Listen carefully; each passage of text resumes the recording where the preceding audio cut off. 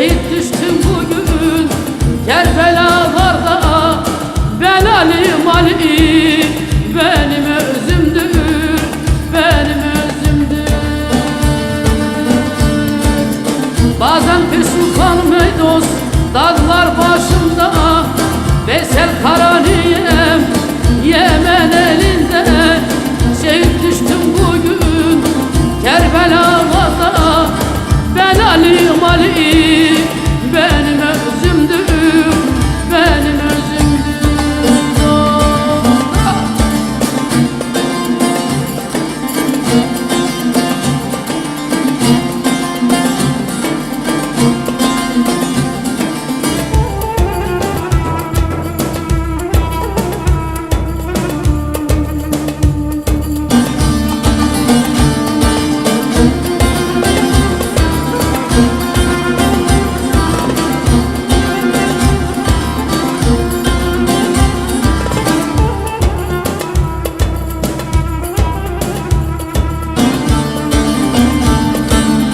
Bektaş'ım doğru, sözden cayamam.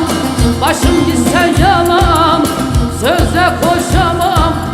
Dost olmayan yüze dostça bakamam. Ben Ali Mali,